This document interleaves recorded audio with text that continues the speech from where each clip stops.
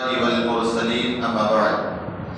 فأعوذ بالله من الشيطان الرجيم بسم الله الرحمن الرحيم إن الله وملائكته يصلون على النبي يا أيها الذين آمنوا صلوا عليه وسلموا تسليما اللهم صل على سيدنا محمد وآله وسلم صلوا عليه صلاة وسلام عليه سيدي يا رسول الله صلی اللہ تعالی علیہ وسلم پڑھے بسم اللہ الرحمن الرحیم بسم اللہ دخلت وعلیہ توکلت ونویت سنت الاعتکاف بسم اللہ الرحمن الرحیم ولا تصعر خدك للناس ولا تمشي في الأرض مرحا إن الله لا يحب كل مختال فخور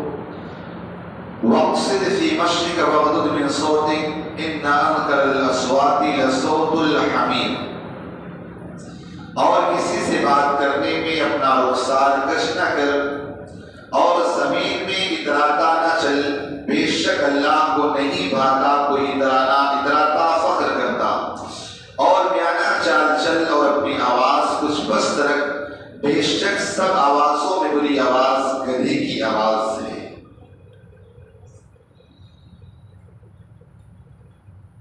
آپ حضرت لقمان حکیم رضی اللہ تعالیٰ عنہ جو اپنے بیٹے کو نصیحتیں فرما رہے ہیں ان باتوں کو آپ ترتیب کے ساتھ سنتے چلے آ رہے ہیں آج بھی ترتیب میں سے ایک چیز یہ ہے کہ حضرت لقمان حکیم اپنے بیٹے کو نصیحت فرماتے کہ میرے بیٹے جب کسی سے تم بات کرو تو منہ کو ٹیڑھا کر کے بات نہ کرو یعنی کسی سے اگر ہمیں بات کرنا ہے تو اچھے اخلاق سے اچھے برتاؤ کے ساتھ بات کرنا تکبر کے ساتھ نہیں گھمنڈ کے ساتھ نہیں یہ اللہ رب العزت کو بالکل پسند ہی نہیں آج بہت سارے لوگ ہوتے ہیں اگر کوئی سیٹ ہے بڑا آدمی اس سے بڑے اچھے انداز سے ملیں گے یہ دینداروں کا معاملہ بتا رہا ہوں اور اگر بیچارہ غریب ہے تو اس کی طرف توجہ بھی نہیں جاتی کہاں کسی سے بھی ملے ہر مسلمان یقیناً وہ آپس میں بھائی بھائی ہیں جب اس سے ملاقات کرنا ہو تو اچھے انداز ہے تکبر نہ ہو تکبر کسے کہتے ہیں انسان اپنے آپ کو بڑا نہ لے اور کسی کو حقیر نہ لے یہ تکبر ہے اگر انسان اس انداز میں کسی کو ملتا ہے تو اللہ رب العزت کو قطعاً یہ پسند نہیں ملنا ہے تو آپ اچھے انداز میں اس سے محبت کے ساتھ ملیں یہ چونکہ میرے آقا صلی اللہ تعالی علیہ وسلم نے ارشاد فرمایا کہ میرے صحابہ قیامت کے دن اگر سب سے وزنی چیز کوئی میزان عمل پر ہوگی وہ تمہارے اچھے اخلاق ہوگی سب سے زیادہ وزنی وہ ہوگی لہذا انسان کسی سے بھی ملے اچھے اخلاق سے ملے خوش اخلاق سے ملے مسکرا کر ملنا یہ بھی صدقہ ہے مسکرا کر ملنا یہ میرے آقا صلی اللہ علیہ وسلم کی سنت ہے سمجھے بات نا تو یاد رکھیں انسان کسی کو حقیر نہ جائے پتہ نہیں اس کے اندر کیا صلاحیت ہے میرے اندر نہ ہو آپ کے اندر کوئی صلاحیت ہے میرے اندر نہ ہو سنتے نا کسی کو ہمیں کم نہیں جاننا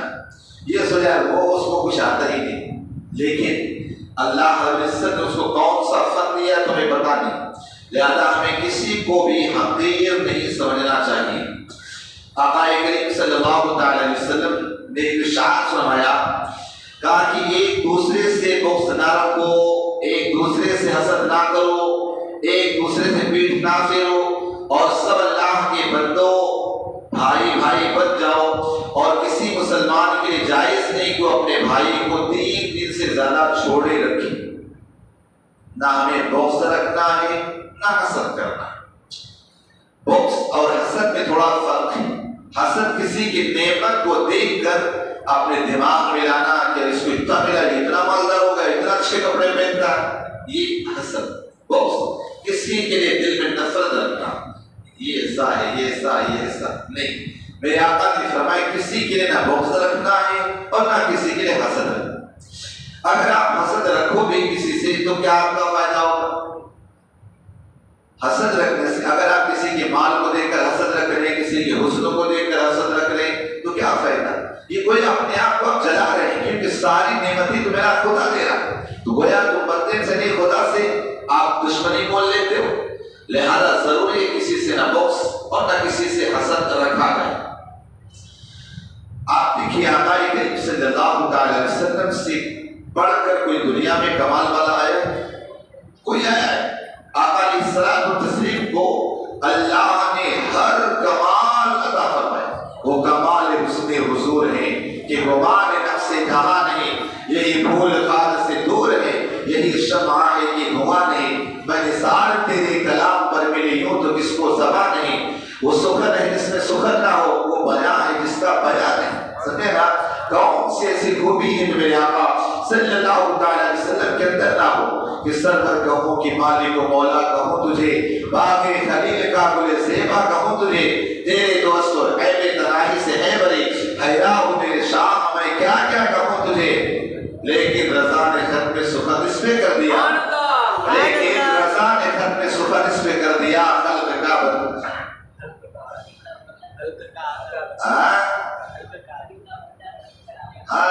سمجھے بات نا؟ خالق کے بندے اور خلق کے آقا ہیں، سمجھے نا؟ کیسا کمال اللہ نے دیا، سمجھے نا؟ بلکہ جہاں کمال بھی سارے ساتھ چھوڑ دے، وہ کمال اللہ نے اپنے محبوب کو دیا، لیکن کوئی غرور اور کوئی گھمنڈ نہیں۔ آج یہاں تھوڑی دولت آ جائے اور تھوڑا سواری واری لے لینا، بائک سمجھے نا، یا بلٹ لے لیا تو چل لے سکتا، پھر دیکھو کیسا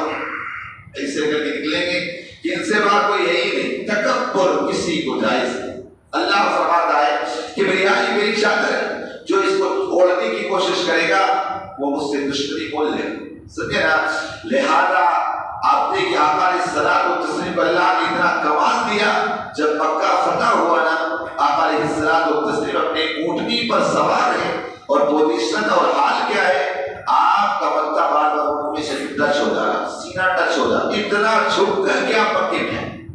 ورنہ اسی مکے سے ہجرت کرنے پر کافروں نے مجبور کیا تھا، مجبور کر دیا، لیکن جب آئے اس شان کے ساتھ، لیکن کچھ سمجھے نا؟ میرے آقا صلی اللہ علیہ وسلم کی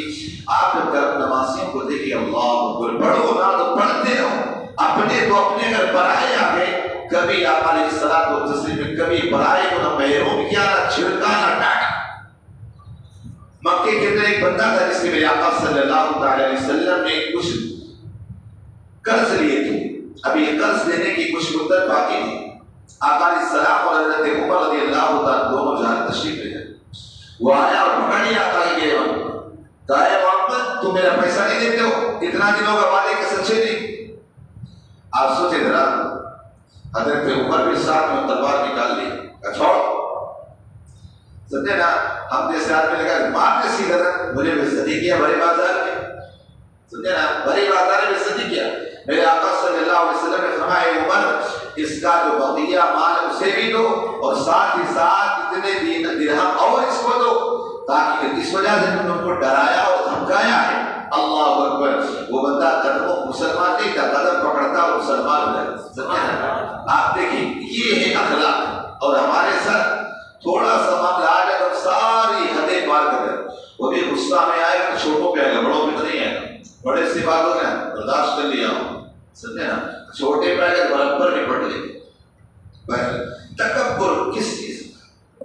تکبر کس بات کا ہے؟ کبھی آپ نے سوچا کہ میں ایک ناپاک قطرے سے پیدا ہوں،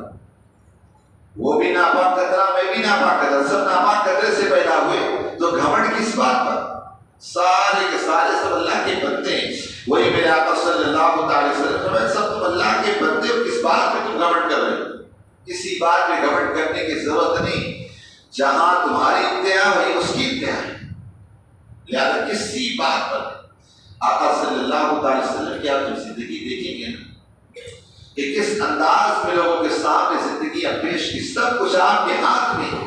لیکن کبھی کسی کو نہ چھڑکا نہ ڈانٹا نہ کچھ۔ ایک تھے حضرت زید بن حارثہ تھے، یہ ایک مرتبہ مکے کے ڈاکوؤں نے ان کو پکڑ لیا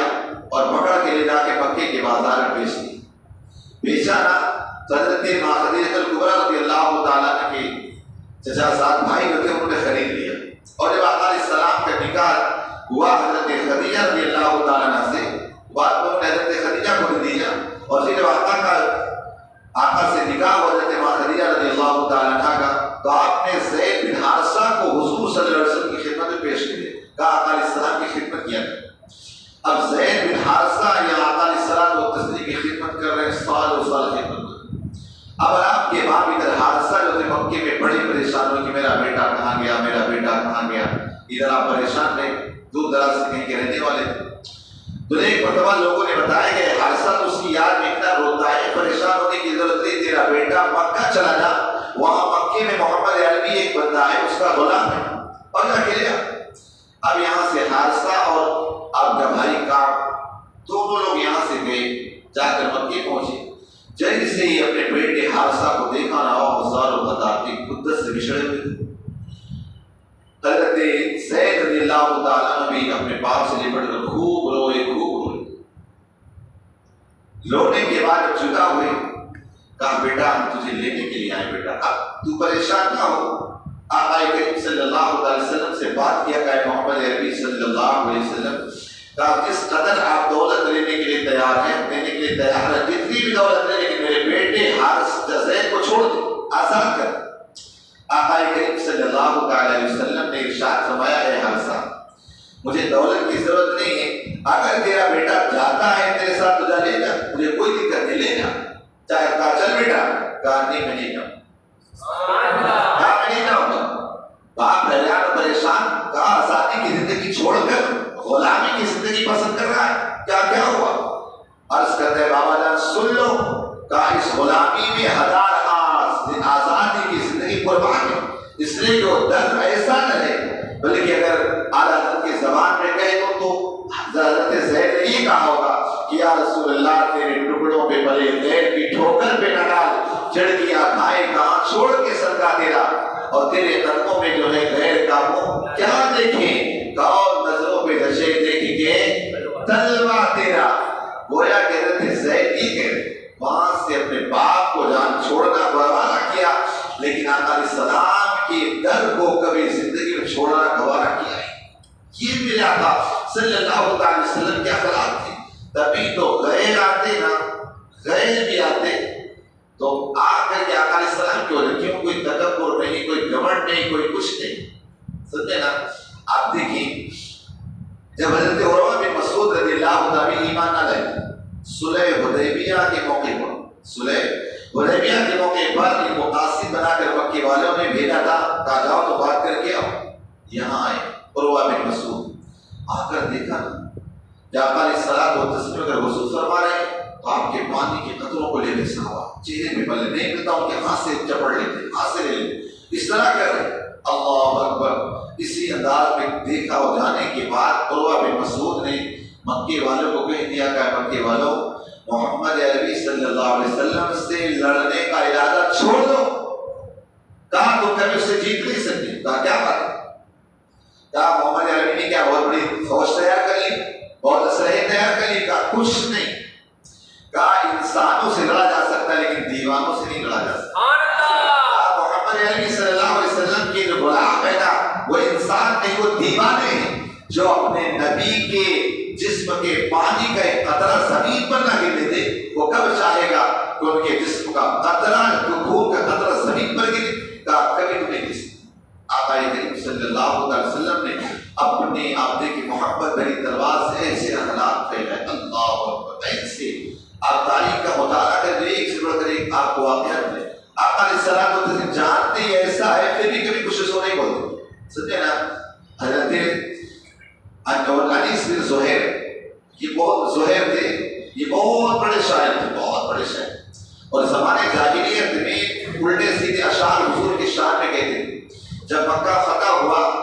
تو آقا علیہ السلام نے فرمایا کہ دیکھو اگر کوئی حرم کعبہ میں اگر بنا لے فلاں کے گھر میں فلاں، اس کو چھوڑ دینا، اس کو مارنا نہیں، لیکن ہاں فلاں فلاں فلاں فلاں بندہ جو ہے نا اگر وہ خانہ کعبہ سے گراف سے لپٹا بھی ہو اسے کھینچ کر اسے قتل کر دے۔ یہ زہیر جو تھے نا یہ بھی بہت بڑے شاعر تھے، وہ حضور کی ہیرو کر، اب یہاں سے یہ تو جب آئے نا ان کا بھی حکم تھا ان کو بھی قتل کر دینا، یہ بھاگ گئے۔ انہوں نے اپنے بھائی انیس کو خط لکھا، کہا انیس کیا حال چال؟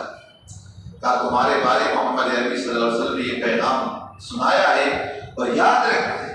یاد رکھ اس کے غلام تیرے تک پہنچ جائیں گے، سوائے تیرے اسلام قبول کرنے کی کوئی راستہ نہیں۔ اگر تو قبول کرے ٹھیک ہے، ورنہ سمجھ کے غلام تجھ تک پہنچیں گے اور تجھے قتل ضرور کر دیں گے۔ اس نے سوچا سمجھا اور آئے گھومتے گھماتے۔ جب آقا علیہ السلام مدینہ تشریف لائے نا، مدینہ آئے، آقا علیہ السلام مغرب کی نماز پڑھائے اور مغرب کی نماز پڑھا کر صحابہ کے درمیان بیٹھے اتنے میں وہاں سے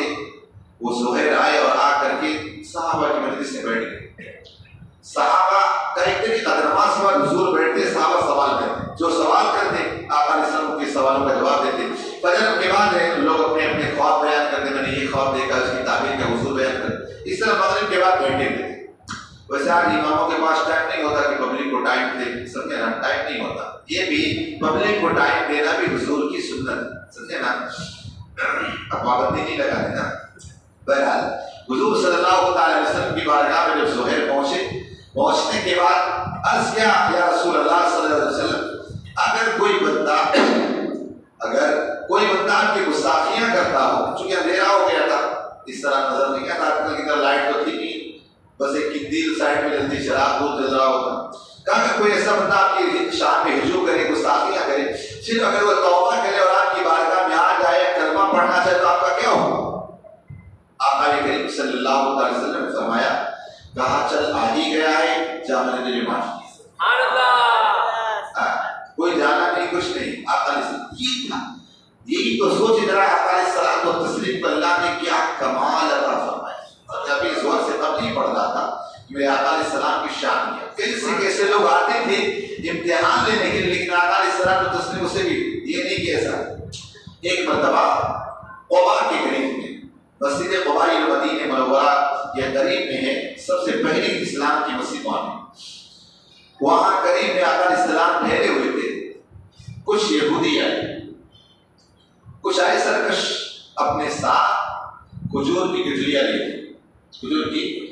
لے کر کے آئے، اور وہ بھی سڑے سڑے۔ اب آپ سوچیں اگر بیج اگر خراب ہو تو کیا اس سے اچھے پھل آ سکتے؟ نہیں ہے، اس کا اخوا جو نکلتا ہے اس کا کوپل کو بھی نہیں نکلے گا۔ آقا علیہ السلام کو تسلیم کی بارگاہ میں پیش کیا کہ یہ چند مٹھی بھر کھجور کی گٹھلیاں ہیں، اگر آپ انہیں لگاتے اور صبح درخت بن جائے اور پھل دینے لگے تو اے اللہ کے رسول ہم آپ پر ایمان لے آئے۔ آقا علیہ السلام کو تسلیم فرمایا چلو۔ آقا علیہ السلام گئے اور جا کر صاحب کہتے چلو گڈھا کو کھجور کی گٹھلیاں ڈال دیں۔ اس طرح کر کے آقا علیہ السلام نے اس قباء کے پاس میں جو باغ تھا وہ باغ نہیں تھا، لیکن وہاں پر سارے کھجور کی گٹھلیاں اس کے اندر ڈال دیا اور آقا علیہ السلام تشریف لے گئے۔ اب اس کے بعد رات کا وقت ہوا، ان یہودی سرکش نے جا کر کے سب کھودا، اس کو ایک ایک کر کے گٹھلیاں نکالی۔ یہ کوئی قصہ کہانی نہیں سنا رہا ہوں سر، ایک ایک گٹھلیاں نکالے، ساری گٹھلیاں نکالی اور اسی طرح برابر کر، سمجھے نا۔ اب ان کا